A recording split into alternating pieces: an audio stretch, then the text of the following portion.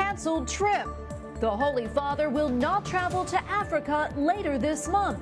We'll explain. Guidance on guns. U.S. bishops weigh in as lawmakers debate gun legislation. Security concerns. The home of another Catholic Supreme Court justice draws pro-abortion protesters. And Rome away from home. An exhibition about St. Peter's Basilica comes to the nation's capital. On EWTN News Nightly for Friday, June 10th, 2022.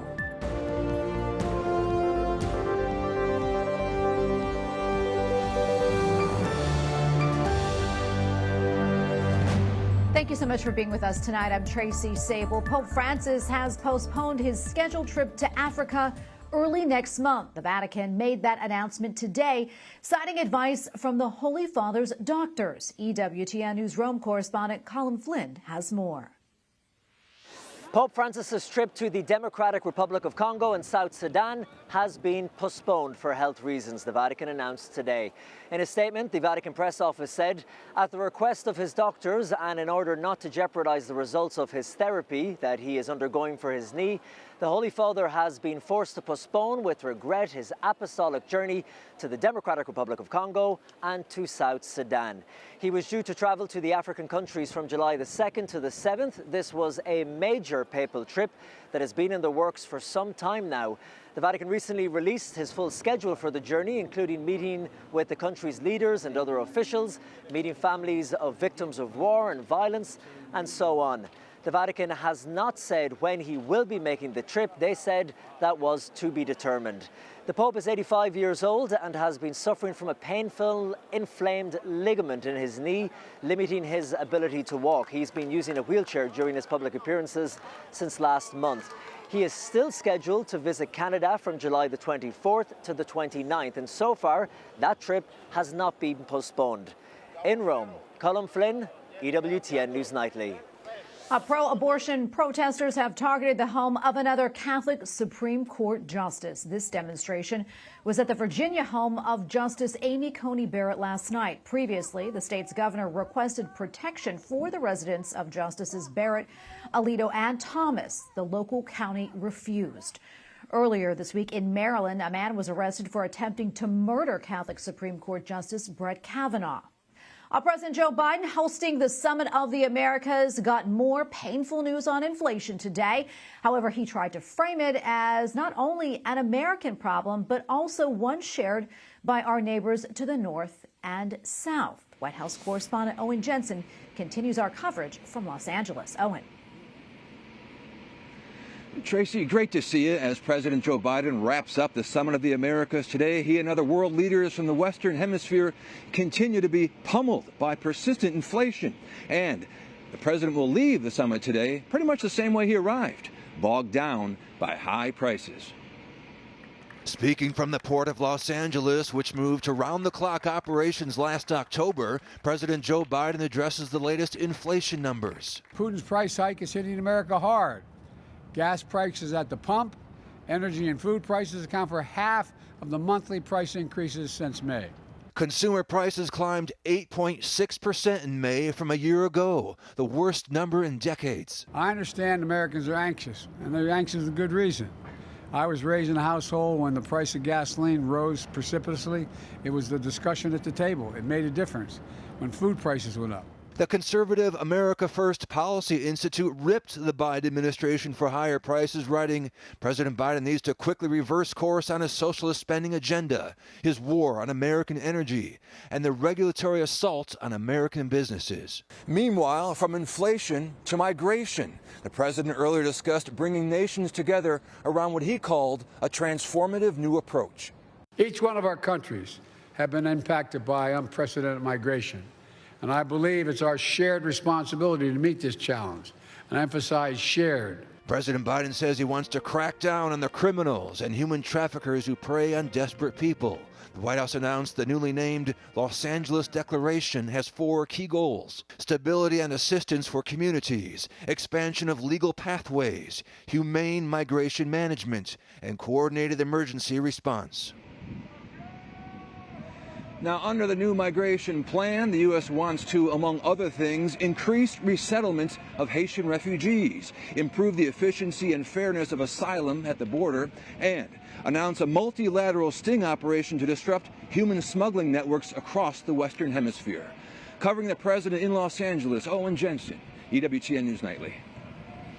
Well, the U.S. House of Representatives passed another gun reform bill last night focused on mental health. Representatives voted largely along party lines on the red flag bill. The proposal would make it harder for those deemed a threat to themselves or others to have access to guns. It now goes to the U.S. Senate, where the legislation is unlikely to pass. This is the second gun reform bill the House has passed this week.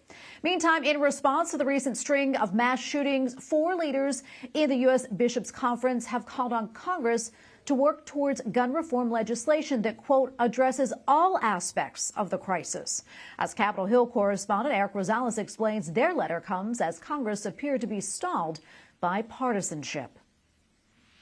I spoke with Archbishop Paul Coakley of the Archdiocese of Oklahoma City. He and 3 other leaders wrote a letter to Congress urging lawmakers to take action on gun reform. I need to be on record as saying that it's certainly not against the Second Amendment. I'm very much aware of the fact that I'm an American and live in this great country, and that the Second Amendment is deeply ingrained. However, Archbishop Coakley tells me there must be dialogue by lawmakers followed by concrete action to bring change. Our notion of freedom is not just freedom from restrictions, but freedom for flourishing, freedom for the ability to promote the common good, freedom for so many of the other things that we cherish as Americans in our great nation. Archbishop Coakley signed the letter along with Archbishop Salvatore Corleone of San Francisco, Archbishop William Laurie of Baltimore, and Bishop Thomas Daly of Spokane. Each hold leadership roles in the U.S. Conference of Catholic Bishops. The bishop cited it's been a decade since 20 children and 6 staff members were killed at Sandy Hook Elementary School in Connecticut, stating, quote, "We must unite in our humanity to stop the massacres of innocent lives." The bishops want legislation passed like banning assault weapons. We had an assault weapon ban in our country for 10 years, I think 94 until 2004. So that's not against the Second Amendment. Also, deeper background checks, limiting access to high-capacity magazines, raising the age minimum for gun ownership, and creating federal court procedures to issue protection orders, preventing a mentally ill person from purchasing or owning a firearm. Since the bishops wrote their letter, there have been mass shootings in Pennsylvania, Arizona, Michigan, and Tennessee. At the Capitol, Eric Rosales, EWTN News Nightly. The panel investigating the violence at the U.S. Capitol on January 6, 2021 began to lay out its findings last night. 7 Democrats and 2 Republicans say they believe former President Donald Trump may have been responsible for the riot. The panel says it has conducted more than 1,000 interviews. Some Republicans call the probe one-sided and say the footage shown last night was deceptively edited. The Biden administration is lifting its policy requiring international travelers to test negative for COVID-19 before entering the United States. Meanwhile, the FDA is considering a new option to get more Americans vaccinated against the virus, and it may alleviate some conscious right concerns as well. Novavax says its vaccine is not derived from aborted baby cells and offers a more traditional protein-based technology rather than the mRNA technology used in the Pfizer and Moderna vaccines. And joining us now is Dr. Joseph Meaney, president of the National Catholic Bioethics Center. Dr. Meaney, welcome back. Always so good to be with you. Let's talk a little bit more about the Nova vaccine and what makes it different. Right. So the Novavax vaccine is essentially a very traditional technology. It's protein-based. So it's not viral vector or mRNA, which are the new technologies that were the only vaccines available for COVID-19 currently. And so I think a lot of people are going to be happy that this new vaccine has a more traditional basis to it. And so we have a better idea of what the long-term side effects could be. And do you think, because of the way it was developed without aborted baby cells, do you think this may encourage more people to get the COVID vaccine? Yeah, so the Novavax vaccine essentially has the same characteristics as the Pfizer and Moderna as far as its relationship to abortion-derived cell lines. So there was no, in the development or the manufacture, or even the general aspects of the vaccine do not involve any of these abortion-derived cell lines. However, there were confirmatory tests that were done to make sure the vaccine was functioning using the HEC-293 line, the human embryonic kidney. So in that sense, it's kind of similar from an ethical profile and would be a choice in conscience that people would make, similar to the Pfizer and Moderna. Now, the Johnson & Johnson vaccine, of course, uses those abortion-derived cell lines in the manufacture and the production, which makes it even worse. But Novavax would fall in that ethical category, similar to Pfizer and Moderna. Yeah, and I understand that the Novavax vaccine was developed by a Maryland biotech company. I know it's already being used in some other countries and apparently has a pretty good efficacy rate. Do we know why it hasn't been approved already here in the U.S.? It's a good question. Sometimes usually the process takes quite a long time. But with COVID and the pandemic, there was kind of a push to get the vaccines through. Novavax did get, the Operation Warp Speed funding. And there was a lot of work to push it forward. But you're right, we received authorization in Europe and by the World Health Organization previously. So why did it take longer? Perhaps the FDA looked at a longer period at the different trials that they were doing. It seems like the negative side effects are fairly small with Novavax. The only thing that was really flagged was myocarditis, which has been a problem with some other vaccines as well. Yeah, I want to switch gears here just a little bit. As you may know, Democrats are urging President Biden to issue an executive order to ensure Americans have access to abortions in anticipation of Roe versus Wade being overturned in the Dobbs case. I'd like to get your reaction to that and the battle over abortion that the nation is facing here. Well, I'm sure that all of us, who are faithful Catholics are really praying that the Supreme Court will be overturning Roe v. Wade. It is tragic to see that the Biden administration is really dreading that and trying to do everything it can to make abortion available, continue to have abortion available on demand. That will not be possible. Executive orders will not be able to overrule the Supreme Court. But in some sense, they're looking at all their different options, and it seems like President Biden is very determined to try and facilitate abortion as much as he can by executive order, which is really a tragedy. Yeah, and all this sort of leading up to because of that leaked draft opinion, the Supreme Court felt like, before that, maybe was an untouchable institution, and now that trust really has been breached, and we've seen threats of violence against the justices. Most recently, as we mentioned, police arrested a man who was planning to kill Justice Brett Kavanaugh. Yes, no, it's really a tragedy, I would say, that the Supreme Court, which is such an august institution in the United States, so, a very venerated institution, should have justices being intimidated, should have their, opinions leaked so that they can't even, discuss in private what they're going to be publishing. I think it's part of a broader symptom of our society, kind of our institutions breaking down a bit, and a need for real civility and patriotism to build up our institutions rather than tearing them down. Definitely. Well, Dr. Meaney, thank you so much for your time today. We always appreciate your analysis. Thank you so much, Tracy. Coming up, what an international meeting in Rome is saying about the importance of family.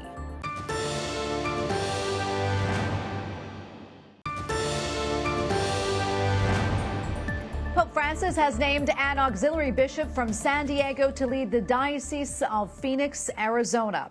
Bishop John Dolan will succeed retiring Bishop Thomas Oldstead to serve 1.2 million Catholics in Phoenix. Bishop Dolan's pastoral experience has included special attention to immigrants and refugees.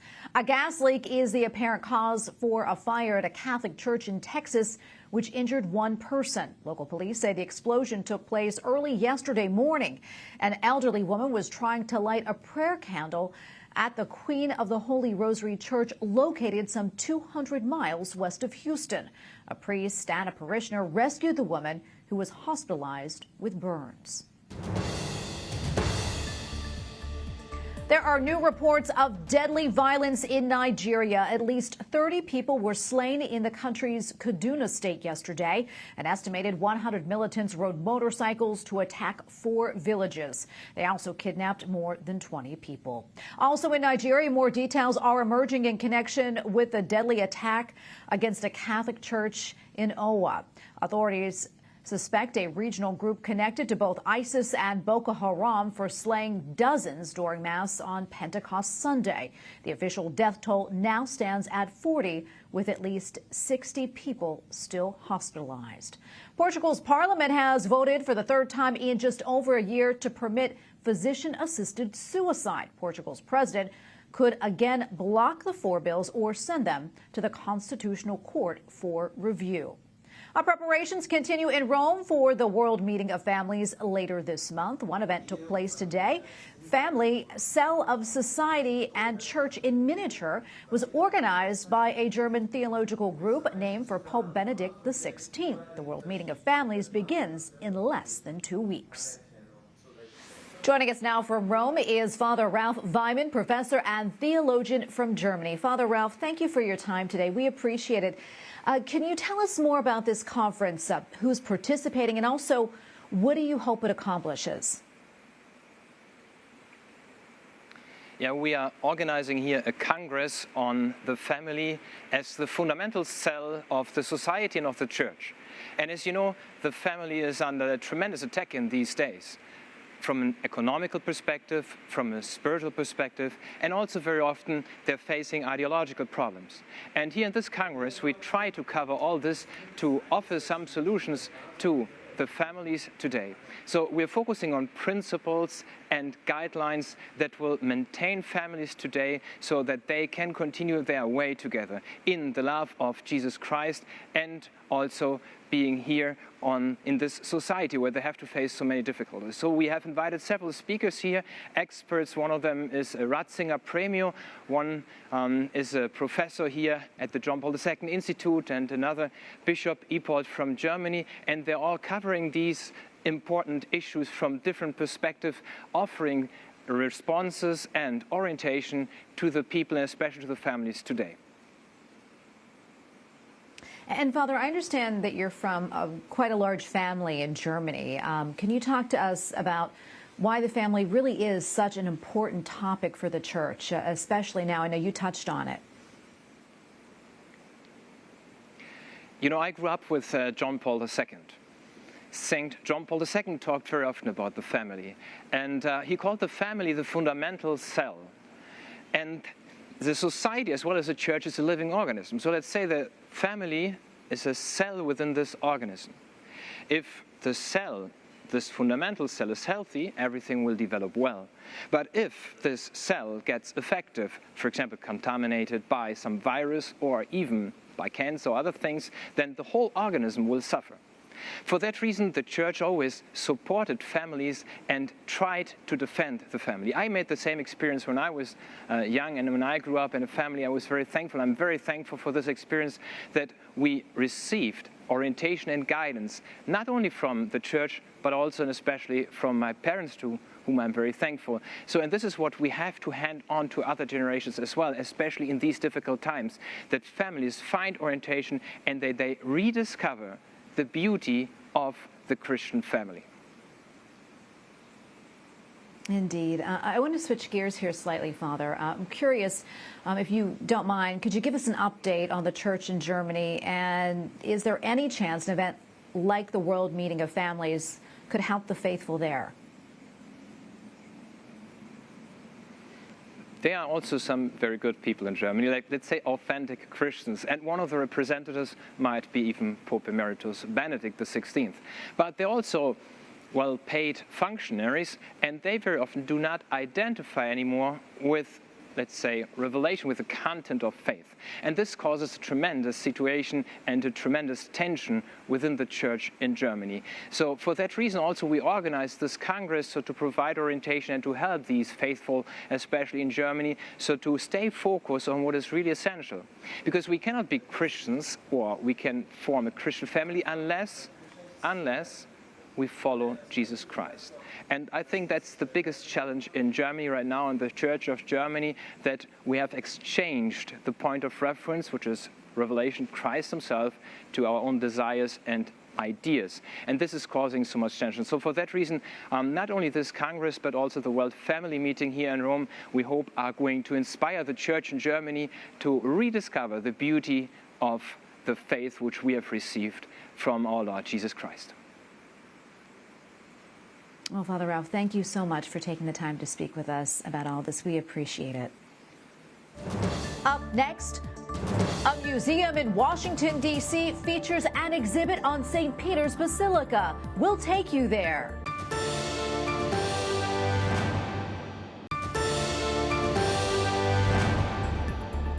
St. Peter's Basilica at the Vatican has spiritual significance for all Christians. And now a museum here in Washington, D.C. takes a closer look. The Basilica's founding is deeply rooted in Scripture, and it continues to inspire church architecture around the world. Correspondent Mark Irons reports.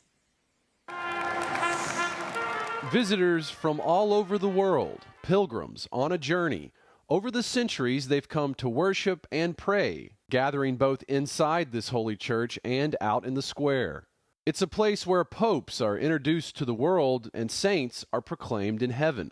More than a physical structure in Rome, it's a cornerstone of Christianity. St. Peter's Basilica is the center of the Western Church, and always has been. And so whether you're a Catholic or Protestant, the roots go back through this church, literally, this building. And now the centuries-old transformation of St. Peter's Basilica has traveled from Rome to the U.S., and it's here on display at the Museum of the Bible. This multi-level museum in Washington, D.C. includes a permanent room dedicated to rotating exhibits from the Vatican museums. And right now, the walls here are covered with original hand-engraved prints of St. Peter's Basilica. And some of these, of course, go back to the 1500s. So these are 500 years old and in beautiful condition.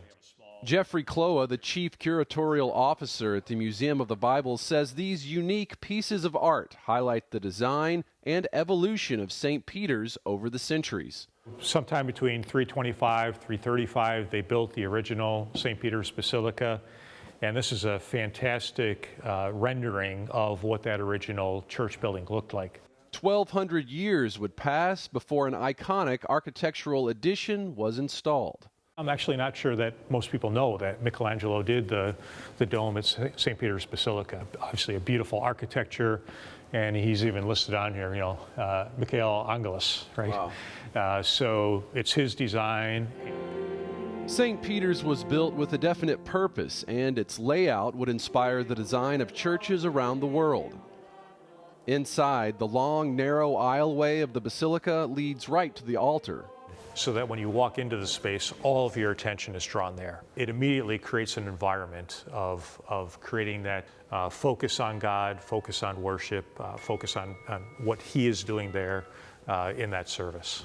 Visitors to this exhibit in Washington say it helps tie history to faith. It's awe-inspiring. It's kind of cool to see how far our history goes back as Catholics. And the roots of St. Peter's Basilica run deeper than the foundation of the building itself when you consider who the foundation is built upon. The first church structure built over the grave of a martyr, and of course it's St. Peter. It really reflects, Matthew 16, right? You are Peter, and on this rock I will build my church, Jesus says. Literally, St. Peter's Basilica is built on St. Peter. Padre, Figlio, Spirito Santo. An in-person visit to St. Peter's Basilica can be powerful, but even just learning more about how it came to be can enrich the faith journey of any pilgrim.